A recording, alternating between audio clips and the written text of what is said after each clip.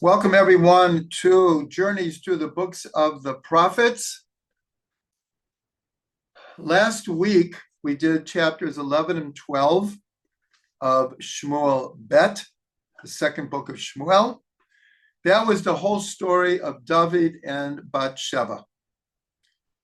I'm not going to go back and learn those stories. I'll take 2 or 3 minutes for people who weren't here and just go through the storyline. And this week is dedicated to go deeper into the whole incident of David and Batsheva.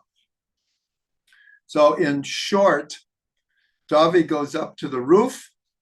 He sees a beautiful woman.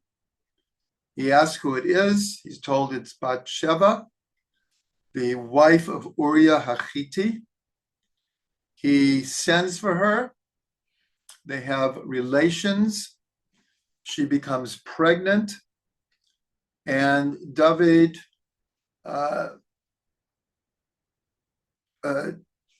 conceives a plan in which to send Uriah, her husband, who was a soldier at that point. He wasn't around at that time. He was in the army.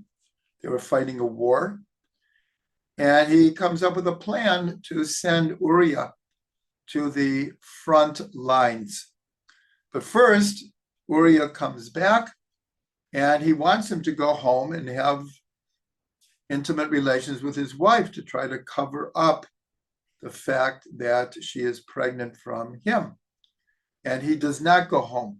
He doesn't listen to the king. Again, to make a long story short, Uriah is put on the front lines, and David makes sure of that. He is killed.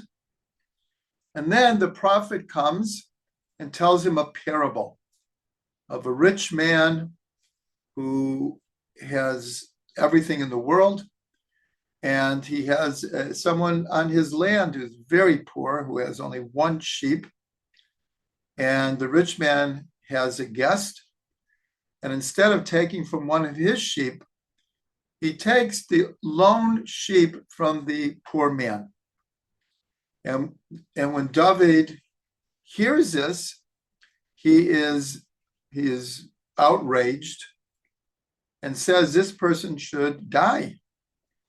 And then the prophet turns to him and says, "You're the person. You took the one lamb, as it were, of Uriah.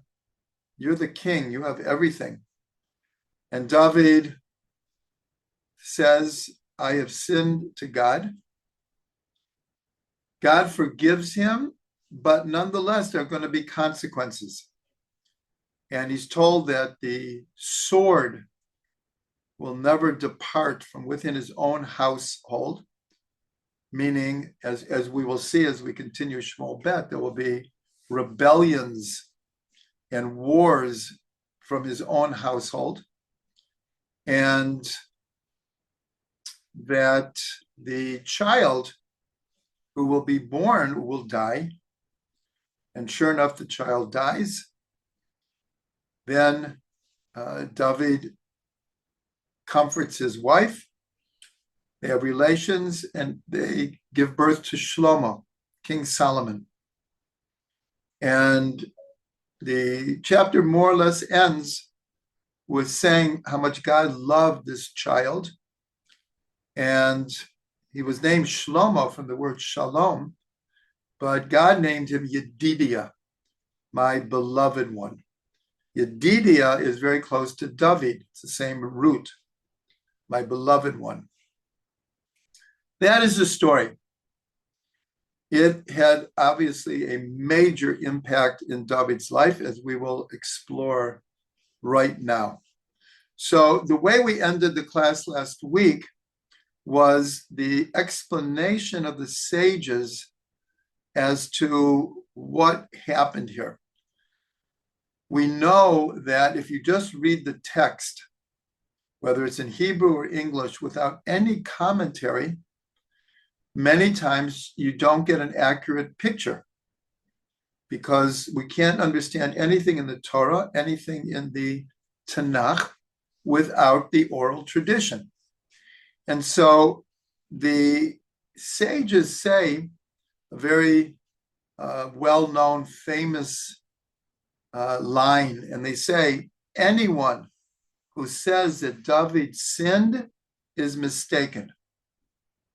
So obviously it's a fairly controversial statement, because here in the story, God comes and says, you did something terribly wrong, that you had Uriah killed, you took his wife. And then a third thing is added that we're going to get to, is that you had him killed by the sword of Ammon. That was who the war was with, the nation of Ammon. And David, when he hears this, he says immediately, I have sinned to God. So it's hard to understand what the sages meant, that anyone who says that David sinned is mistaken. So what they explain is anyone who thinks that David sinned the way that the story seems to be, that is what they're mistaken.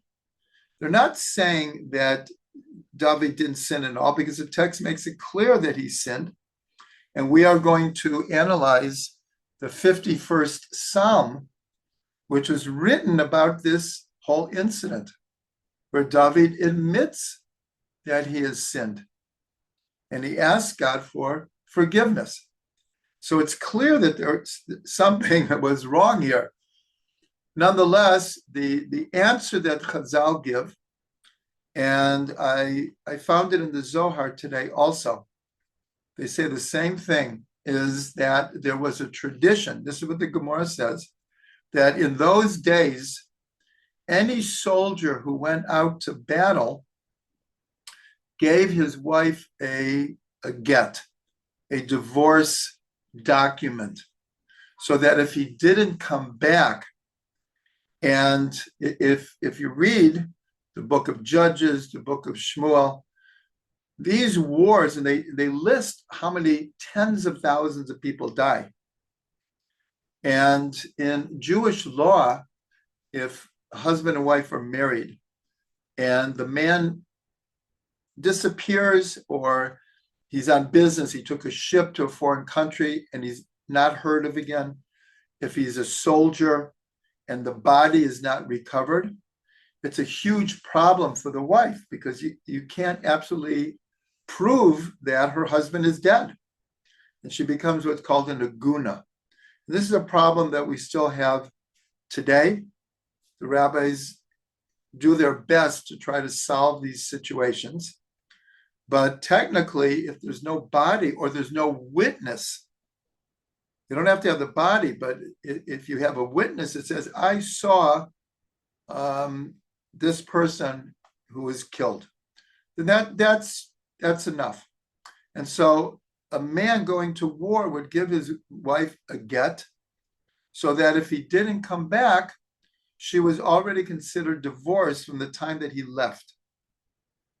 And so therefore, the sages explain that when David had relations with Batsheva, technically she was a divorced woman at that point. And so the whole charge that we might infer from this, that this was a case of adultery, the sages say that is what people are mistaken. And second of all, the whole idea with Uriah, that there's a law that there's, in a sense, two levels of judgment in Israel. There's the usual, we'll call it court system, that is explained in the Torah. But there's also that the king has the prerogative in certain cases to mete out judgment without having to go through the court system. And so here, Uriah, in three different cases, even though in his own mind, he was trying to show his loyalty to the king. But twice, David commanded him to go home, and he hinted very strongly be with your wife. You're out of the army for a few days. Take advantage. Uriah didn't do it. He felt, as he says in the text, that Israel is at war, and he slept at the steps of the king.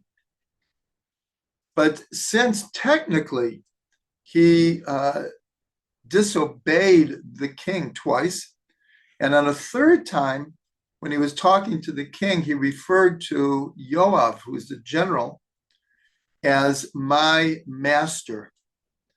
And he said this in front of David and Melech, as if David, the king, was not literally his master, but it was considered somewhat of an insult. So the sages said that technically he had the right to administer punishment on Uriah. Nonetheless, and I want to add to this, is that one of the hints to this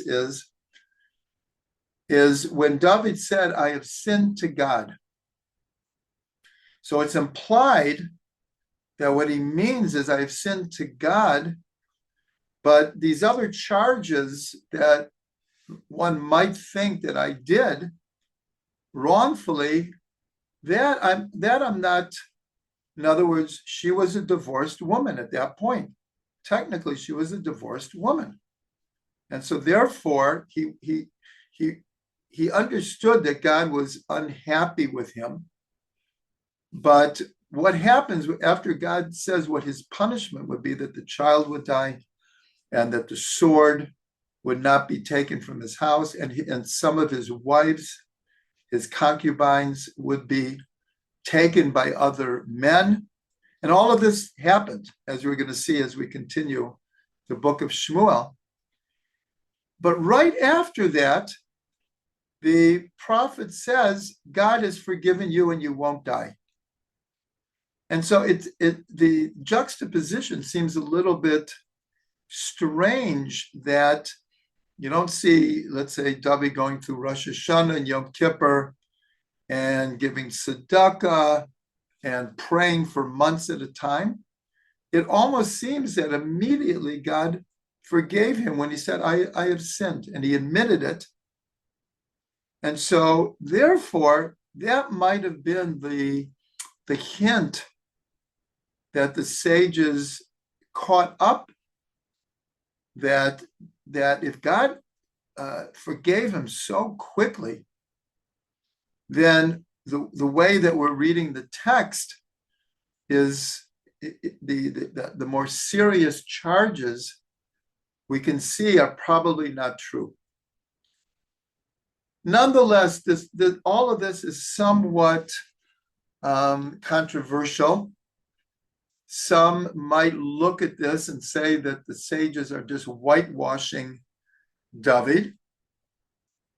But the fact that God himself forgives David, and then he has a child, Shlomo, who then goes and has a very special relationship with God and builds the temple.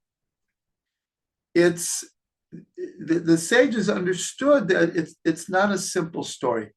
So one of the things that the sages say about this whole incident is that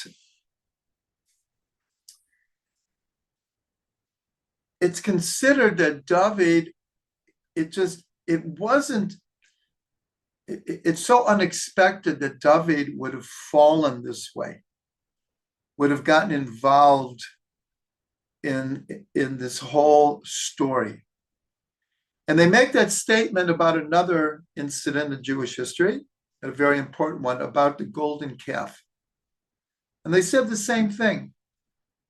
How do we understand just 40 days after the revelation at Mount Sinai, and then before that, 50 days after, a year of 10 plagues and the miracles at the sea, and God providing manna from heaven and providing water from a rock, how could it be that these people, because Moshe was 6 hours late, at least according to their calculations, that they would turn and make a golden calf?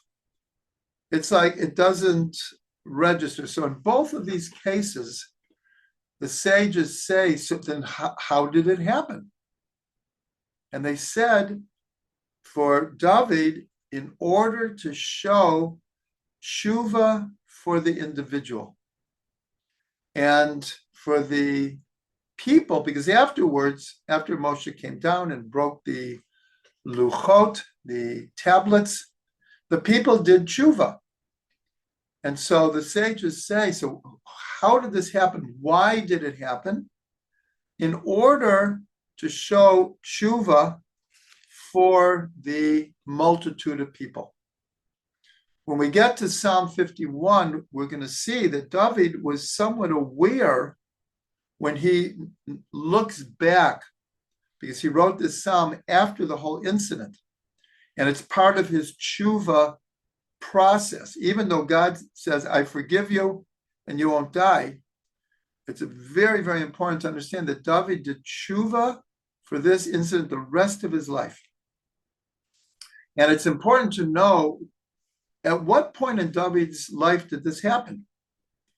We know from a previous learning that David was king for 40 years, 7 in Hebron and 33 in Jerusalem. Here, in this incident, right afterwards, he gives birth to Shlomo. And we know that when David passed away and Shlomo became king, Shlomo was 12 years old. David passes away at age 70. So here, David is 58 years old. In other words, he's been ruling already for 28 years. He's been king for 28 years when this incident occurs. So now that we mentioned the idea of David's sin and the sin of the golden calf, there's something else that ties them together. We might have mentioned this already, but the commentaries talk about this extensively, that there were 3 major sins in the Tanakh that all happened because of a lack of patience. The first one was in the Garden of Eden, and we're told that Adam and Eve, in a certain way, knew that they should wait till Shabbat to have intimate relations, and also that there was a possibility that had they waited for Shabbos, they would have been allowed to eat not only from the tree of knowledge of good and evil, but first they would be allowed to eat from the tree of life. But they didn't have the patience. They didn't wait. Same thing with the golden calf. It's just that there was a misunderstanding between Moshe and the people when he was supposed to come back. He said, I'm coming back after 40 days, but it wasn't clear if that day was included in it. Nonetheless, by tradition, when he was 6 hours late, they learned this from a word, boshesh, which in this context means when they saw the people that he was late. And the word boshesh has the word shesh, which means 6. So from this, they learned that he was, according to their calculations, he was 6 hours late. And they didn't have patience to wait even another hour. Maybe he's going to come.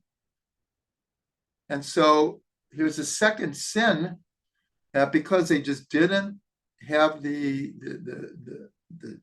called the seichel, the intellect, or the emotions to wait a little bit. As the phrase goes, it's all in the timing. And here's the third sin that, as we mentioned, and we'll mention this more, is that David and Batsheva were considered to be soulmates from the time of creation. They were meant to be together. Their souls were soulmates, intrinsically connected, and it was going to happen. And when David and Batsheva first see each other, it was clear to both of them. But especially David, we're going to see also that Batsheva wasn't totally passive here. They couldn't wait. They couldn't wait till the situation would be more like kosher, more seemingly more kosher. So that's a very, very, very important thing. So now, as I said, we're gonna go into different aspects of this whole story in a deeper level. And I'm just picking different parts of the story to try to explain a little bit deeper. So the whole story starts when it says that David woke up in the evening and he went up to the roof. And there he saw a beautiful woman. So in the book of Devarim, Deuteronomy, in the Parsha of Ki Tetzei, one of the 613 mitzvahs is if one builds a new house, he has to make a guardrail around the roof. If it's a flat roof, he has to put a guardrail so that, and the language is that the fallen one will not fall off the roof. And it's a very strange language, that the fallen one will not fall off the roof.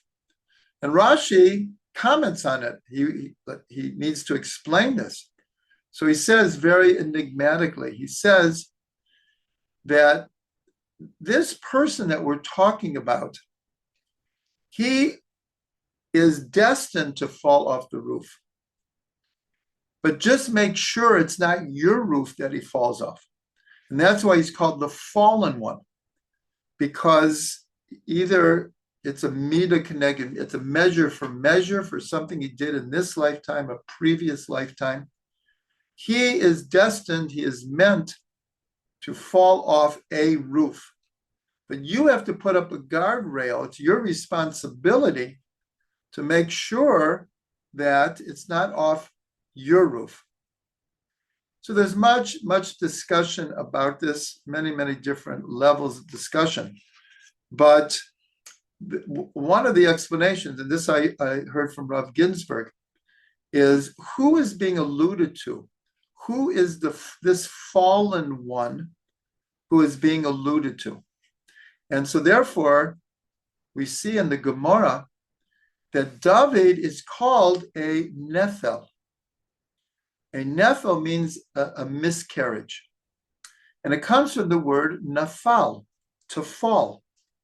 In other words, a miscarriage is the baby falls out, obviously not at the proper time.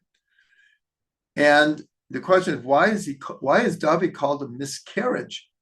And this is where we have the very well-known midrash that when Adam could see from one end of the world to the other before he sinned.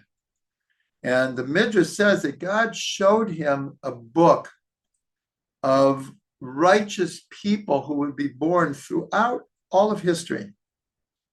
And Adam, when he got to the soul of David, he saw that he had no years apportioned to him. He saw there was a soul, David, who's meant to come into the world, but he has no years in this world. And so the Midrash says that Adam donated 70 years of his life so that David would have 70 years. And we already learned tonight that David was exactly 70 years old when he died. And if you look, Adam dies at age 930. And there are many, many hints that he was meant to live to be 1,000. But 70 years he donated to David. And so what this Midrash is telling us, that David's experience in this world was existentially, he felt that he didn't have a place in this world, that he was, in a certain way, in a constant state of falling. That's why the Gemara calls him a Nephil. And so Rav Ginsburg says that this is the fallen one who's being alluded to in this verse. And so we're going to understand this a little bit deeper. But the question then that Rav Ginsburg poses is that if going up to the roof, if someone who goes up to the roof, like David, is destined to fall off, and Rav Ginsburg explained in a certain way the whole idea of that which goes up ultimately has to come down. You throw a ball up in the air, it's going to come down at some point. And if you go up to the roof, and the roof here represents, if you go to a higher level of consciousness, you have a spiritual elevation. You have new revelation. You have an epiphany. You come up with a new way to improve yourself, to renew yourself. So all of this is symbolically stated as going up to the roof, because from the roof you can see a wider perspective, a new perspective. But if you go up to the roof, eventually you're going to have to come down. You're not going to stay there forever. And so one might come up with the conclusion, it's not worth it to go up to the roof. In other words, it's not worth it to go out of my comfort zone. Just go through life. Don't take any chances. Don't try to expand your consciousness. Don't try to take on new horizons, new missions. Just take the safe, easy way. So Rav Ginsburg says, no, we should not come up with that conclusion. We should go up to the roof. We have to go up to the roof. So, but what about the falling? So Rav Ginsburg explains very, very beautifully that when we go up to the roof, meaning we have this elevation of soul, new insight, new perspective, we have to, at the exact same time, adopt a position, a attitude of humbleness. And therefore, we orchestrate our own fall. Therefore, you can go up to the roof, and in a certain way, you could stay on the roof because your fall is humbleness, is a state of existential lowliness, that it doesn't go to your head that I'm up on the roof, I'm at the top of the world, I'm going to stay there forever, look at me. And then pride comes into this, and that ruins everything. So this is just a very deep insight to how this whole story began. That David goes out on the roof. Now, what this is connected to is something we already learned, but I'll mention it now because it's really connected, is that David, who had Ruach HaKodesh, divine inspiration, and he was also considered a Navi, a prophet. He could see that in the future, that when Israel would pray to God, the Amidah, they would begin by saying, the God of Avram, the God of Yitzchak, and the God of Yaakov.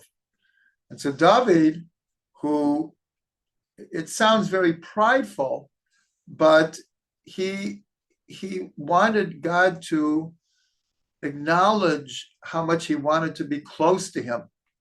And he said to him, why isn't it Avram, Yitzhak, Yaakov, and David, the God of David?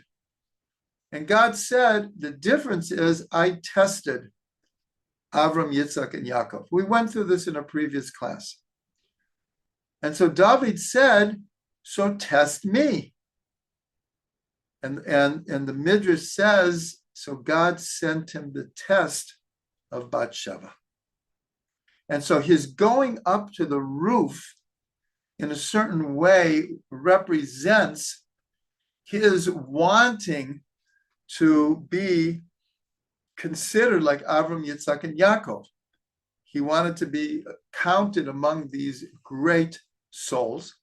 In a certain way, as we said, he is, because one of the blessings after the Haftarah is Baruch Atah Hashem Magen David, the shield of David, just like we end the first blessing of the Amidah, Baruch Atah Hashem Magen Avraham. So in a certain way, he reached that level. But here, going up to the, he was reaching a little bit farther. He was a little bit overconfident that he could be tested and pass it. And so therefore, we see there was, in a certain way, there was I will call it a setup here, that God was setting him up in a certain way to fall. Why? In order to show tshuva for the individual. So here, though, we get into the whole paradox. Well, where was David's free will? Are we saying that he had no free will? He couldn't have decided not to have taken Batsheva at that particular moment? So here we get into the complex idea of the paradox of free will and God's omniscience and God's providence. That we're not going to explore in a very, very deep way. But I'm just putting it out there that there is this idea that it was meant to happen for a greater purpose. And one of the great Hasidic masters, the Rebbe of Ishbitz, in many, many cases, he explains different sins that happened in the Torah as that there was a higher purpose to these sins. Not that it means that the people who made choices that led to sin didn't have the responsibility. The responsibility is never taken away from us to make the right decisions. Nonetheless, there is an acknowledgement that even when things go wrong, even when a person falls or even sins, that God can turn it around, that good will come from it. Again, it doesn't mean that the person didn't have free will. It's just that simultaneous with a person making wrong decisions, it could mean that God's will is being fulfilled, but not beforehand, as it's happening. That's why it says, Rabot machshavot b'levish v'atzat Hashem hitakum. Many are the thoughts in the mind of a person, but ultimately God's plan will be fulfilled. So the usual way we read this is, it's kind of like the best made plans of mice and men, that we make all of these plans, but ultimately what God decides what will happen will happen. That is true. But on a deeper level, what it means that no matter what a person thinks or does, that ultimately God's will be done. Even when people make mistakes, even when people fall, even when people do things wrong. that simultaneously, instantly, that God will rearrange like the whole cosmos, that ultimately his will be done. So that's we can apply to David here. David had responsibility. David, no matter what level of sin David took responsibility for, God, the text says God forgave him. And he ruled for another 12 years. And his son carried on from him and built the temple. So obviously, if God was so upset with David, just like God was upset with Shaul, and he took the kingship away from him. Here, God does not take the kingship away from David. He continues to be with David to his last days. These are complex ideas. Now, I want to talk a little bit about Batsheva.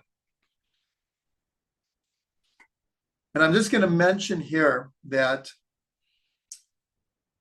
when we finish the book of Shmuel, I want to then review the whole book and try to give a bigger picture of who David HaMelech was and his influence on Jewish history. Right now, we're in the middle of the whole story of David that already began in the first book of Shmuel. But like a bigger picture, I haven't presented yet. Here, we've talked about the story of David and Batsheva, but we need to understand a little bit more about who she was. And it will help us understand the story better.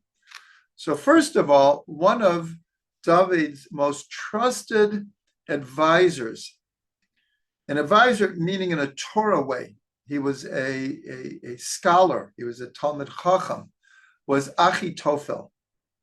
Achitophel was one of his top advisors. Already next week, we're going to be moving to a whole new incident in David's life, the rebellion of his son Avshalom. And Achitophel switches sides. After decades of being with David, he joins the rebellion with Avshalom. And the question is, why did he do that? And one of the reasons is that Batsheva was his granddaughter. And he was always upset about how the whole story between David and Batsheva played itself out. That was the seed that ultimately made Achitophel go with Avshalom. So that's important to know who she was. We already mentioned this idea that the sages say that David and Batsheva were soulmates from the days of creation. So that's a very grandiose statement. We don't see that really by anyone else, that they make this statement that from the days of Bereshit, from the inception of creation, they were already meant for each other. So there's a beautiful gematria that Batsheva LeDavid HaMelech, meaning Batsheva for David HaMelech equals exactly Bereshit. Batsheva LeDavid HaMelech equals Bereshit. So here we see a hint to this idea. We spoke about the connection between the incident of David and Batsheva and what happened in Gan Eden. And this is connected, we mentioned this briefly already, that the expression that the sages use that David had a lack of patience. He couldn't wait because it was clear to them that they were meant for each other. So the expression they use is achal paga. He ate unripe fruit. But that statement is usually associated with figs. Achal paga. So this is connected to one of the opinions among the sages of what fruit was it that they ate? What was the Eitz Hadat Tov V'Ra? There's a couple of different opinions. One is wheat, one is grape, one was actually etrog, and one was fig. But the one that has in a sense, the most textual backing is the fig, because right after they ate from the tree, it says that they then realized that they were naked, and they covered themselves with fig leaves. And so that's one of the connections that it was a fig. So the fact that the sages picked this term, achal paga, is much more than just a little statement. They're hinting that David and Batsheva are incarnations of Adam and Chava. And the Arizal says that the name Adam, the Aleph of Adam is Adam, the Dalet of Adam is David, and the Mem of Adam is Mashiach. It could also be the Mem is Moshe, because Moshe, he is the soul of the eventual Mashiach. Hu HaGoel HaRishon, Hu Goel HaAcharon. He is the first Redeemer. He is the last Redeemer.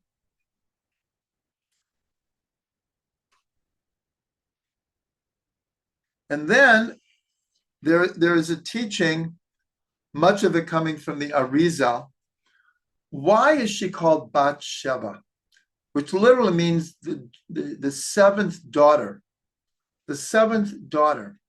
So it's given over that she had 6 previous incarnations or sparks of 6 previous people that were present in the soul of Batsheva. That's why she's called Batsheva. So who were they? And each one, and that we're not going to go into right now, but each one, there's a connection. So the first one was Chava. As we said, that David is considered a tikkun for Adam, a incarnation of Adam, or a spark of Adam was in the soul of David, but a spark of Chava, of Eve, was in Batsheva. Sarah, because we know that Avram and Sarah were also incarnations of Adam and Chava. They were actually the first. The first incarnations of Adam and Chava were Avram and Sarah. And so that's the second one. The third one is Bat Shua. Bat Shua was the wife of Yehuda. And from Bat Shua, she gave birth to 3 sons. The first 2 married Tamar. They both died. And then his third son, he was supposed to give to Tamar, but he didn't. And that's when Tamar comes up with this whole plan, because she has divine inspiration, clear prophecy that she's meant to give birth from this family. And she dresses like a prostitute, and she's together with Yehuda. And then from that union comes the lineage of David. And so the third spark in Batsheva is Batshua. The names are very similar. And in the book of Chronicles, one time Batsheva is referred to as Batshua. And then is Tamar. We just mentioned Tamar. Also, a spark of Tamar was present in the soul of Batsheva. Ruth, a part of her soul was incarnated into Batsheva. We know that from Ruth comes David. And the last one was actually the mother of David. A part of her soul entered into Batsheva. So those were the six, and she's called Batsheva because she is the seventh. She's the one receiving. And seven is always connected to Malchut, and Malchut is where all the upper Sfirot coalesce. So Batsheva, in a certain way, was this soul that was made up of all these sparks of all of these previous people.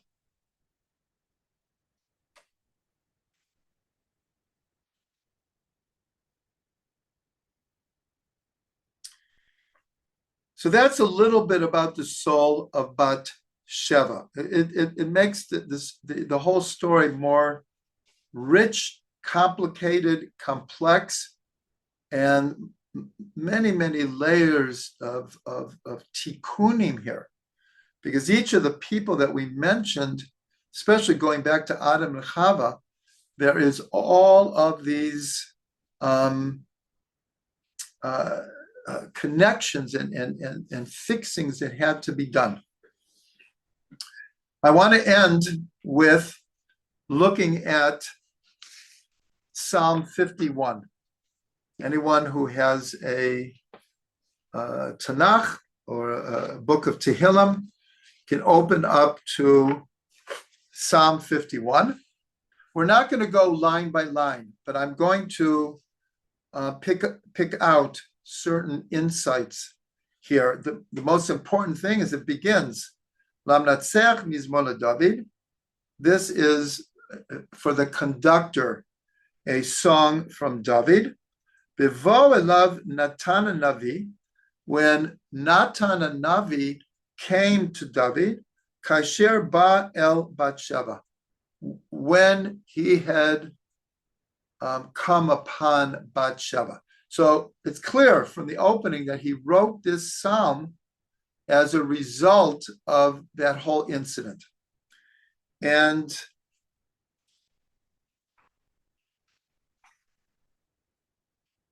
there are some very, very important verses here. And so in verse 6, so here David says, Lecha levadcha chatati. David says, he's talking to God, of course, to you alone I have sinned. V'hara be'einecha asiti. And that which is evil in your eyes I have done. And so this is very much where the sages pick up on this thing that we have to understand the story at a much deeper level. And so David is saying, to you alone I sinned, and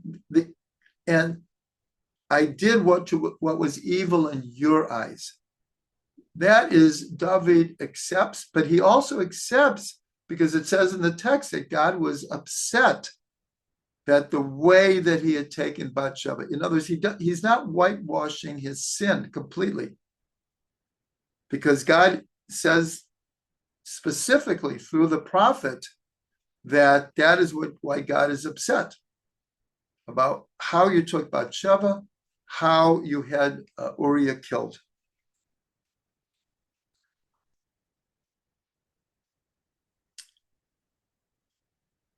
And here, I have a volume of Torahs from the Zohar on Tehillim. And so one of the things that the Tehillim said, because it says here that there were three things that God was upset with: the way he took Batsheva, that he had Uriah killed in the way he did, but specifically with the sword of Ammon. So why did that bother God? And so the Zohar explains is that Ammon, like all of the people, were idol worshippers. and one of their gods was a snake figure. And on all of their swords, they put this image of a snake. And so it was as if Uriah was had to die through the sword of Ammon, which had a picture of their idol worship. Now, he's called Uriah HaChiti. Chiti, this is part of one of the Canaanite nations. And so there's a question, well, was Batsheva married to a non-Jew? And all of the commentaries say, no, that's not correct. Not only was he Jewish, but he was considered a very holy person. Why was he called a Chiti? Is because he came from the part of the land of Israel where this nation still, in a certain way, had a great presence. So he's called a Chiti, and the Zohar brings examples like Eliyahu is called Eliyahu HaGiladi. He comes from Gilad, and a few other examples. So then the Zohar asks a question, why, if Batsheva was meant for David from the days of Bereshit, why did she have to marry Uriah first?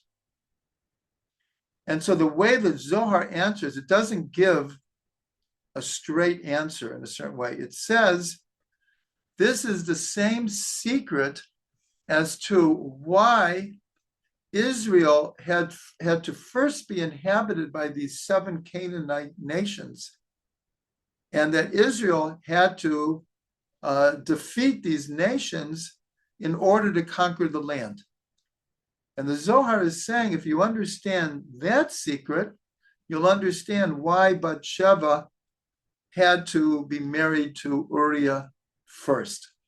Now, this is part, if you look at the bigger picture, this test. David said, test me.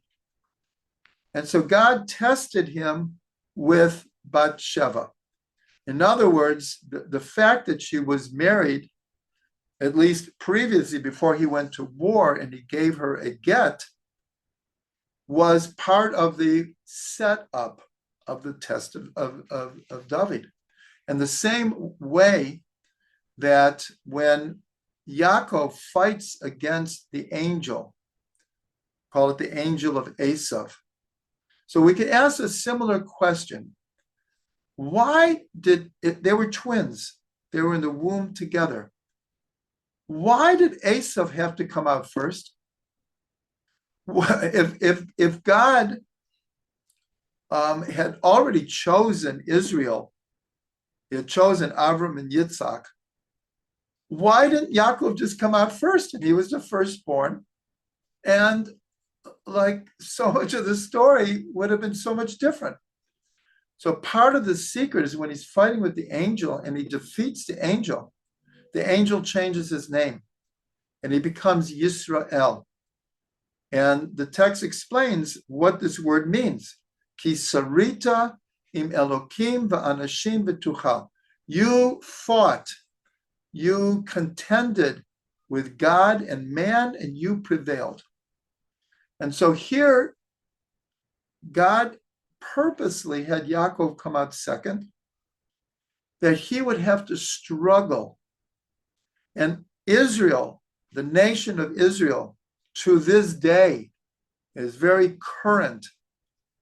It's part of its destiny that it has to struggle in order not only to survive, but to fulfill its mission in this world. It's part of our destiny. That's what Yisrael means, that you fought, you contended, you struggled with God and man, but you prevailed. And so here, the Zohar is hinting that it's the same secret of why first Batsheva had to be married to Uriah, and why Israel had to be inhabited by the Canaanite nations first.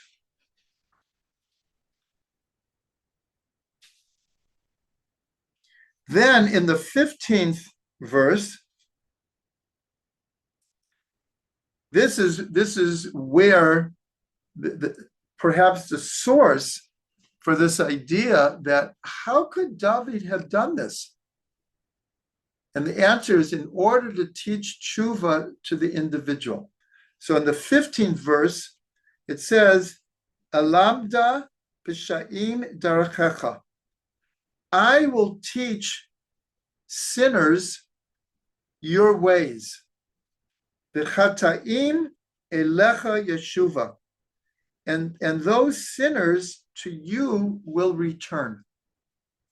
So David is aware that his tshuva process is going to have an effect on future sinners. And this has a lot to do with the bigger picture of David, the influence of David HaMelech on all of Jewish history after him.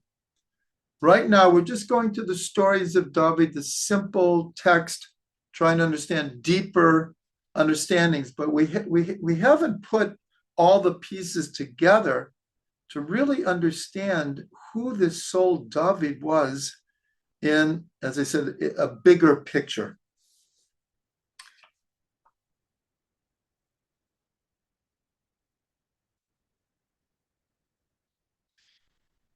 Then in Pasuk, in 12 and 13, it says, and this became a very well-known song in Israel. Lev tahor barali Elokim. A heart that is pure, God create for me. V'ruach nachon chadesh b'kirbi. And a correct or steadfast spirit renew in me. Al tashlicheni milfanecha. Do not cast me away from you. V'ruach kadshecha al tikach mimeni. And the spirit of your holiness don't take from me. So this last part, this is David's awareness that he has Ruach HaKodesh. As he says, the Ruach Kodesh al tikach mimeni. In other words, I have it, don't take it away from me. So here, David is aware that he has Ruach HaKodesh. He has divine insight, divine inspiration. And so here, the Zohar says an amazing thing. It says, when it says, V'ruach nachon chadesh b'kirbi, and a steadfast ruach renew within me. And so the Zohar says this alludes to Kiddush Levana. Kiddush Levana is a ritual that we do every month between the 7th and 15th day of the month. Some hold from the 3rd day to the 15th day of the month, when the moon is getting larger. The 15th is already the full moon, and we don't do it when it's waning. It's only when it's waxing. And Hasidim and Sfardim do it only from the 7th day, when it's like a half moon. The Vilna Gaon said you could do it already from the 3rd day. But what's the connection? The Zohar says this alludes to the renewal of the moon. And so what's interesting is in Kiddush Levana, one of the things that we say is David Melech Yisrael Chai V'Kayam. This is where the many different songs, many different nigunim for David Melech Yisrael Chai V'Kayam. David, the king of Israel, lives forever. And that we say in Kiddush Levana, because the waxing and the waning of the moon, is very, very connected to the very essence of David's soul. Before we described him as the fallen one, but we know from his whole life and from his Psalms and from everything we're studying that he had these high, inspired, strong, godly moments. And he also had his mistakes and his falling. So that's compared with the moon. And that's why in the middle of Kiddush Levana, we say, and in many circles we sing, David Melech Yisrael Chai V'Kayam. I had the privilege to be with Reb Shlomo when he made up one of his nigunim for David Melech, Melech Yisrael, David Melech, Melech Yisrael, David Melech, Melech Yisrael, Chai V'Kayam. And then actually it continues in Kiddush Levana. Ay Simman Simman Tov, O Mazel Mazel Tov, Oyeh Lanu Kol Yisrael, Amen. So the Zohar is saying the whole idea of the moon waxing and waning and Kiddush Levana is so connected to the soul of David HaMelech. One last thing here, and truthfully, really many of the psukim, the verses from this psalm are so important, but one of the other ones is the verse that we say as we step into the Amidah. Hashem sifatai tiftach ufi yagid tilatecha.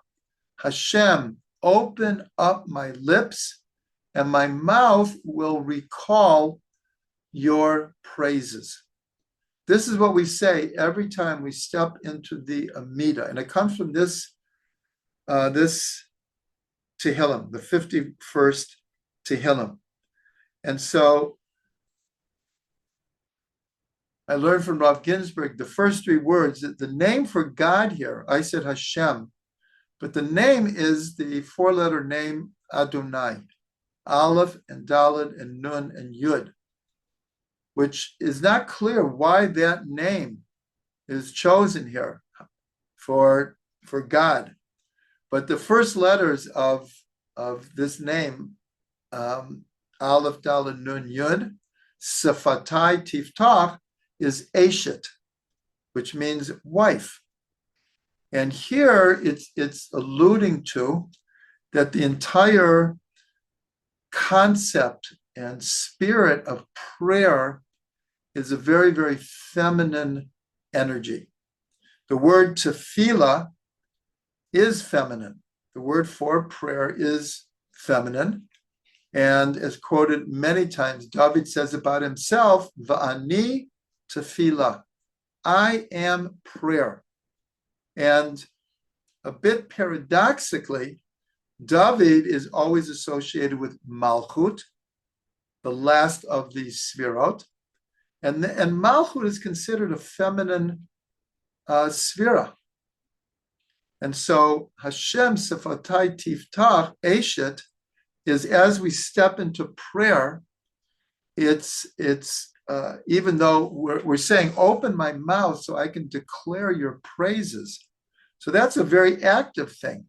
In a certain way, prayer is a very active concept, action. In fact, the Zohar says that the time of prayer is a time of battle. Why? Is because to keep our minds focused, even for 5 minutes on the words of prayer, it's like a battle. I think everyone knows this, that when we're praying, how easy it is to get distracted, to space out, to have strange thoughts. So the Zohar says the time of prayer is a time of battle.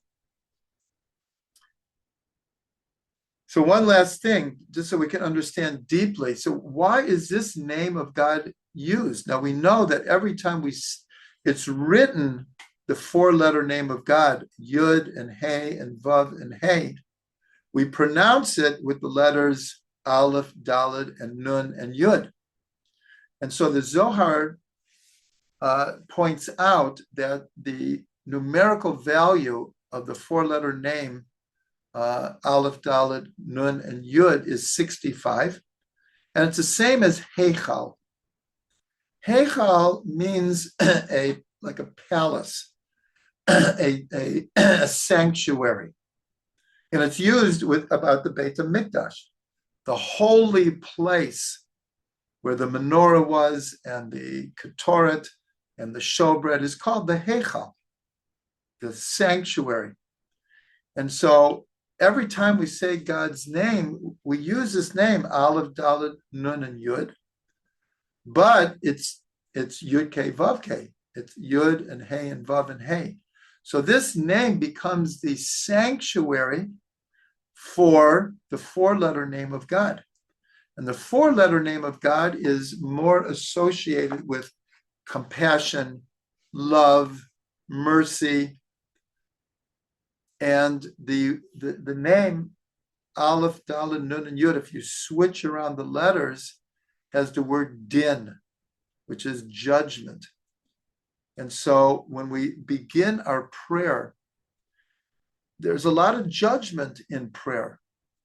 There's a lot of tshuva in prayer. There's a lot of working out our tikkunim in prayer. And yet, this name, Aleph, Dalet, Nun, and Yud, becomes the Heichal, the sanctuary for God's compassion and mercy and love and acceptance of our tshuva. So that's just a very, very beautiful idea, because we say this 3 times a day. Hashem tzifatai tiftach ufi agi tilatecha. So here are a couple of beautiful hints. And with this, we have concluded, at least for now, our discussion of the incident of David and Batsheva. Next week, we go on to a whole new incident. But as I said today, when we finish the book of Shmuel Bet, actually the first chapter of Malachim is the actual death of David and how Shlomo becomes the inheritor of the throne. But at that point, we're going to go back and look at the whole life of David and try to understand on a deeper level the essence of his soul.